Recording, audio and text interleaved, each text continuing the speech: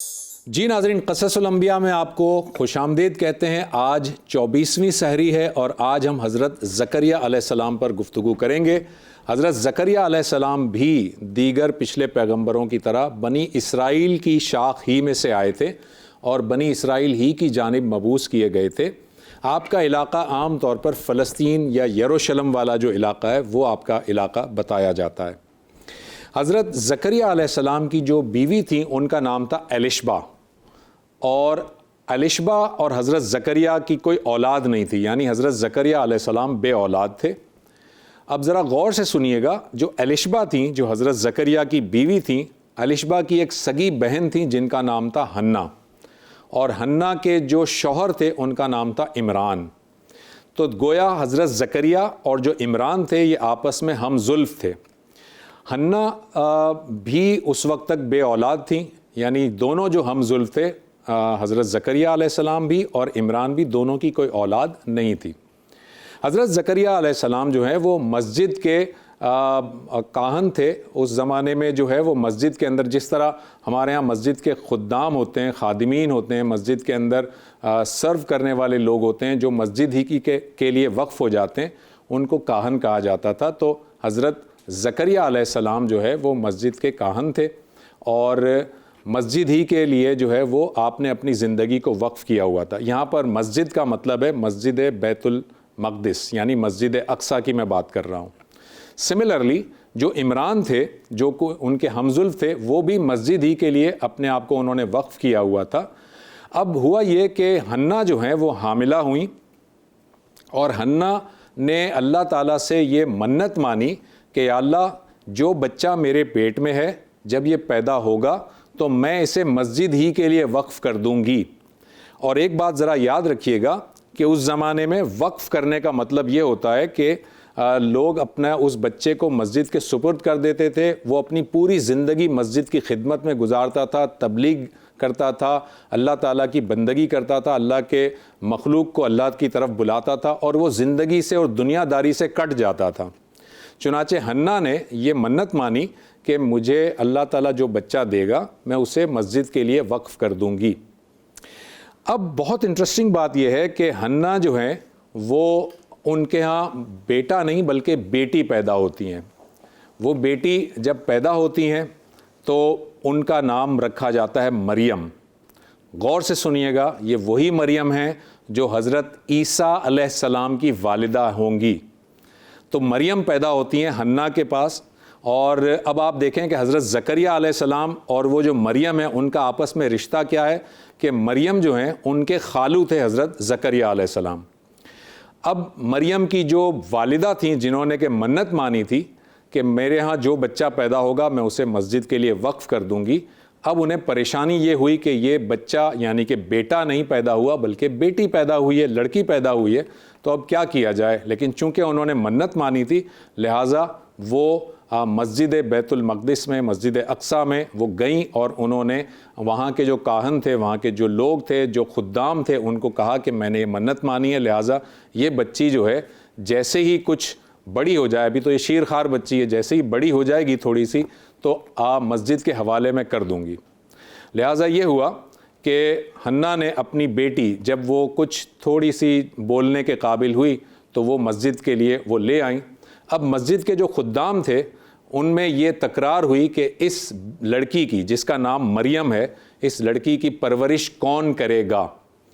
اللہ تعالیٰ کے کام دیکھیں اللہ تعالیٰ کس طرح کرتا ہے اور کیسے اللہ تعالیٰ لوگوں کو منتخب کرتا ہے۔ اللہ تعالیٰ چاہتے تھے کہ یہ جو مریم ہیں یہ انتہائی محافظت کے ساتھ، انتہائی حفاظت کے ساتھ ان کی پرورش کی جائے اور ان کی پرورش میں کسی قسم کی کوئی خلل پیدا نہ ہو، لہٰذا اللہ تعالیٰ نے حضرت زکریا علیہ السلام ہی کے لیے ان کو منتخب کیا تھا ان کی پرورش کرنے کے لیے۔ چنانچہ سب سے پہلے تو حضرت زکریا علیہ السلام نے تمام خدامین سے کہا کہ مریم کی پرورش میں کروں گا، اور اس کی وجہ یہ ہے کہ میں مریم کا رشتہ دار بھی ہوں، میں ان کا خالو ہوں، لیکن باقی کے خدام جو ہے وہ نہیں مانے اور انہوں نے کہا کہ نہیں، مریم کی پرورش ہم کریں گے۔ لہٰذا ان تمام خدامین میں ایک طرح سے بحث ہو گئی کہ مریم کی پرورش کون کرے گا۔ اب قرآن مجید ہمیں بتاتا ہے کہ ان تمام خدام نے حضرت مریم کی پرورش کرنے کے لیے ایک قرآن اندازی کی، اور وہ قرآن اندازی کیسے کی کہ وہ جس قلم سے تورات کو لکھا کرتے تھے وہ قلم انہوں نے اپنے اپنے قلم ایک نہر میں پھینکے، اور نہر کا پانی کا جو بہاؤ تھا وہ بہاؤ میں جس کا قلم بہہ گیا وہ گویا کہ قرآن اندازی سے باہر ہو گیا، اور جس کا قلم ٹھہر گیا وہ قرآن اندازی میں منتخب ہو گیا۔ تو سب نے اپنے اپنے قلم جب پھینکے تو حضرت زکریہ علیہ السلام کا جو قلم تھا وہ وہیں رک گیا، اور باقی سب کے قلم جو ہے وہ بہہ گئے۔ اس کا مطلب یہ تھا کہ اللہ تعالیٰ نے یہ فیصلہ سنا دیا تھا کہ حضرت مریم کی نگہداشت اور ان کی پرورش حضرت زکریہ کے زیر سایہ ہوگی۔ لہٰذا حضرت زکریہ علیہ السلام جو ہے انہوں نے مریم کی جو ہے وہ جو پرورش ہے وہ کی، اور کس طرح سے کی کہ جب مریم بہت چھوٹی تھیں تو وہ اپنے گھر میں انہوں نے رکھا تھا، اور وہ الشبہ جو کہ ان کی بیوی تھیں حضرت زکریہ کی، اور الشبہ مریم کی کون تھی؟ مریم کی وہ خالہ تھی۔ تو اپنی خالہ کے پاس مریم جو ہے وہ سو جایا کرتی تھی رات میں، اور باقی دن میں وہ حضرت زکریہ علیہ السلام ان کو دین کی باتیں سکھاتے تھے، انہیں چیزیں سمجھاتے تھے۔ تو اس طرح گویا آہستہ آہستہ مریم جو ہے وہ بڑی ہوتی گئیں۔ یہاں پر ایک اور بات بتا دوں کہ جو یہ قلم والا واقعہ ہے جو قرآن مجید میں لکھا ہے کہ یہ قلم پھینک کر وہ قرآن اندازی انہوں نے کی، وہاں پر قرآن نے ایک بڑا باریک نقطہ بیان کیا ہے نبی صلی اللہ علیہ وسلم کو مخاطب کرتے ہوئے۔ قرآن نے یہ کہا ہے کہ اے نبی صلی اللہ علیہ وسلم، یہ جب یہ قلم پھینک رہے تھے نہر کے اندر تو اس وقت آپ وہاں پر موجود نہیں تھے، آپ وہاں پر موجود نہیں تھے۔ یہاں سے ایک باریک نقطہ یہ نکلتا ہے کہ جو لوگ اگر یہ سمجھتے ہیں کہ نبی صلی اللہ علیہ وسلم حاضر و ناظر ہیں، ہر جگہ موجود ہیں، تو قرآن نے یہاں پر ایک واقعہ بتا دیا کہ جس وقت وہ قلم پھینک رہے تھے اے نبی آپ وہاں موجود نہیں تھے۔ دوسری بات کہ قلم پھینکنے کا واقعہ جو ہوا یہ اللہ تعالیٰ نے خود نبی صلی اللہ علیہ وسلم کو قرآن کے ذریعے سے بتایا۔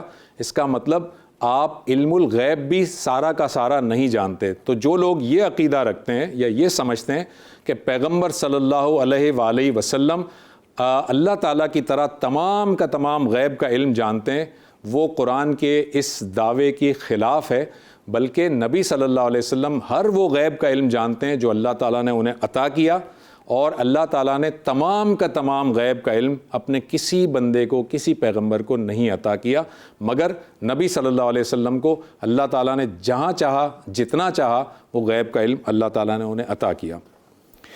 حضرت مریم آہستہ آہستہ بڑی ہوتی گئیں، اور جب حضرت مریم جو ہے وہ سن بلوغت کو پہنچیں تو پھر حضرت زکریہ علیہ السلام نے ان کو مسجد کے اندر ان کے لیے ایک محراب بنوا دی، اور وہ اس محراب میں اکیلے وہاں رہتی تھیں اور تنہائی میں عبادت کیا کرتی تھیں، اور وہاں پر حضرت زکریہ علیہ السلام نے بالخصوص اس بات کی نگرانی رکھی کہ وہاں پر کوئی بھی داخل نہ ہو سکے، وہاں پر کوئی بھی نہ آ سکے جو کہ حضرت مریم کی اس عبادت میں خلل کا باعث بنے، یا حضرت مریم علیہ السلام کی جو ہے وہ کسی بھی طرح سے کوئی پرائیویسی ڈسٹرب ہو۔ تو حضرت زکریہ علیہ السلام نے ان کے لیے علیحدہ سے ایک محراب بنا دی۔ میں آپ کو یہ ایک پکچر دکھا رہا ہوں، یہ پکچر میں نے حضرت سلیمان علیہ السلام کے واقعے میں آپ کو بتائی تھی۔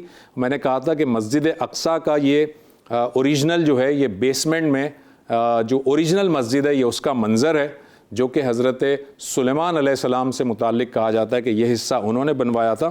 اسی کے اندر اب اگلی پکچر دیکھیے، یہ پکچر جو ہے وہ ایک حجرہ سا ہے یا ایک ایریا ہے، اس کے بارے میں کہا جاتا ہے کہ یہاں پر حضرت مریم علیہ السلام جو ہے وہاں پر رہا کرتی تھیں اور عبادت کیا کرتی تھیں۔ اس کا ایک اور ویو دیکھیں، اس کا ایک کلوزر ویو، یہ کلوزر ویو ہے، یہ مریم علیہ السلام کا حجرہ یا ان کا جو ہے وہ محراب کہلاتی ہے۔ اب ایسا ہوا کہ حضرت زکریہ علیہ السلام وقتاً فوقتاً حضرت مریم کی خیریت دریافت کرنے کے لیے پوچھ لیا کرتے تھے، آتے تھے، اور پھر وہ واپس وہاں سے رخصت ہو جاتے تھے، لیکن حضرت مریم وہاں پر تنہائی میں عبادت میں مشغول رہتی تھی۔ ایک مرتبہ ایسا ہوا کہ حضرت زکریہ مریم علیہ السلام کے پاس پہنچے ان کی خیریت دریافت کرنے کے لیے، تو آپ نے دیکھا کہ حضرت مریم کے پاس بے موسم کے پھل موجود ہیں. بے موسم کے پھل یعنی ایسے پھل موجود ہیں جو موسم کے نہیں ہیں, بغیر موسم کے ان کے پاس موجود ہیں. حضرت زکریا کو بہت تعجب ہوا اور انہوں نے کہا کہ مریم یہ پھل کہاں سے آئے؟ تو حضرت مریم نے کہا یہ مجھے میرے رب نے دیے. جب یہ سنا تو آپ کی آنکھیں بھیگ گئیں اور آپ نے اللہ تعالیٰ سے دعا کی کہ یا اللہ جب تو مریم کو بے موسم کے پھل دے سکتا ہے تو یا اللہ مجھے بھی تو بے موسم کا پھل دے سکتا ہے. یعنی ان کا اشارہ یہ تھا کہ یا اللہ مجھے بھی اولاد دے دے, کیونکہ وہ بوڑھے ہو چکے تھے اور ان کی کوئی اولاد نہیں تھی, اور چونکہ بوڑھے ہو چکے تھے ان کی بیوی بھی بوڑھی تھیں اور اس بات کا امکان ہی نہیں تھا کہ ان کی اولاد ہو جائے. تو اس لیے انہوں نے اللہ تعالیٰ سے دعا کی کہ یہ جو بے موسم کے پھل تو مریم کو دے رہا ہے تو یا اللہ مجھے بھی تو اولاد سے نواز دے. انہوں نے بہت گڑ گڑا کر اللہ تعالیٰ سے دعا کی کہ مجھے تو اولاد سے نواز دے. اور ہوا یہ کہ ایک مرتبہ پھر حضرت زکریہ علیہ السلام عبادت میں مشغول تھے اپنی محراب کے اندر. یہ پکچر آپ دیکھیے, یہ وہ محراب ہے جو حضرت زکریہ علیہ السلام کی محراب سے منسوب کی جاتی ہے. اس وقت جب آپ وہ عبادت میں مشغول تھے تو ایک فرشتہ آپ کے پاس آیا اور اس نے کہا کہ اے زکریہ اللہ تعالیٰ آپ کو ایک بیٹے کی خوشخبری دیتا ہے. یعنی اللہ تعالیٰ نے حکم دیا ہے, اللہ تعالیٰ نے یہ خوشخبری آپ کے لیے بھیجی ہے کہ آپ کے ہاں بیٹا پیدا ہوگا, اور یہ بھی بتایا کہ اس بیٹے کا نام ہوگا یحییٰ. اور اللہ تعالیٰ نے یہ بھی بتایا کہ یحییٰ نام کا جو بیٹا ہے اس سے پہلے یحییٰ نام کے کسی شخص کا اس سے پہلے دنیا میں کبھی وجود نہیں تھا. یعنی یہ ایسا منفرد نام ہے جو اللہ تعالیٰ نے پہلے کبھی کسی کو نہیں دیا. اس کا مطلب یہ ہوا کہ یحییٰ کا نام بھی اللہ نے تجویز کیا, بیٹے کی خوشخبری بھی دی, بتایا کہ بیٹا ہوگا اور یہ بھی بتایا کہ اس کا نام یحییٰ ہوگا. اللہ تعالیٰ نے کہا کہ اس نام کا کوئی بھی شخص اس دنیا میں پہلے کبھی نہیں آیا. اس کے ساتھ ساتھ اللہ تعالیٰ نے ان کے بارے میں اور بھی بہت ساری باتیں بتائیں جو میں حضرت یحییٰ کی سیرت میں بیان کروں گا. اللہ تعالیٰ نے یہ بھی بتایا کہ حضرت یحییٰ جس دن پیدا ہوں گے اور جس دن ان کا انتقال ہوگا اور جس دن وہ دوبارہ اٹھائے جائیں گے, تمام دنوں پر اللہ کی سلامتی ہو. یعنی اللہ تعالیٰ نے حضرت یحییٰ کے لیے ان تینوں مواقعوں پر سلامتی کا بھی اعلان کیا. چنانچہ حضرت زکریہ علیہ السلام کی پھر اولاد ہوئی جو کہ حضرت یحییٰ علیہ السلام ہیں, جن کا ذکر ہم انشاءاللہ کل کی گفتگو میں کریں گے کہ ان کے ساتھ کیا معاملات ہوئے. بہرحال یہ حضرت زکریہ علیہ السلام جو ہیں ان کو اللہ تعالیٰ نے بڑھاپے میں اولاد دی اور انہوں نے دعا یہ کی تھی رب لا تذرنی فردا وانت خیر الوارثین. اور اس دعا کا مفہوم یہ ہے کہ یا اللہ تو بہتر وارث عطا کرنے والا ہے, تو مجھے وارث عطا کر اور ایسا وارث عطا کر جو کہ بنی اسرائیل کا وارث ہو اور بنی اسرائیل یعنی بنی اسرائیل کا جانشین ہو اور وہ میرا بھی جانشین ہو اور یعقوب کا بھی جانشین ہو. آپ کو یہ بھی بتاتے چلیں جو میں پہلے کسی قصص میں بیان کر چکا ہوں کہ اسرائیل اصل میں حضرت یعقوب علیہ السلام کا لقب ہے اور اس کا مطلب ہوتا ہے عبداللہ یعنی اللہ کا بندہ. تو یعقوب علیہ السلام کو عبرانی زبان میں اسرائیل کہا جاتا تھا, یعنی وہ اللہ کے بندے تھے تو اس وجہ سے ان کا نام پڑ گیا تھا اسرائیل. اور اسی کی جو شاخ ہے, اسی کی جو اولاد ہے, حضرت یعقوب علیہ السلام کی جو اولاد یا نسل چلی وہ بنی اسرائیل کہلاتی ہے, یعنی اسرائیل کی اولاد. تو یاد رکھ لیجئے کہ جو لفظ اسرائیل ہے یہ ہمارے ہاں بڑا منفی قسم کا لفظ سمجھا جاتا ہے, لیکن ذرا ذہن میں رکھ لیجئے گا کہ یہ لفظ بذات خود کوئی منفی لفظ نہیں ہے بلکہ ایک پیغمبر کا لقب ہے, اور وہ پیغمبر حضرت یعقوب علیہ السلام ہے اور ان کی اولاد کو بنی اسرائیل کہتے ہیں. اور یہ جو کنٹری ہے اسرائیل, یہ اپنا نام ہی انہوں نے اسرائیل اس لیے رکھا ہے, حضرت یعقوب کی نسبت سے انہوں نے اپنا نام اسرائیل رکھا ہے. تو حضرت زکریہ علیہ السلام نے یہ دعا کی تھی. اب آتے ہیں آپ کے وصال کی طرف.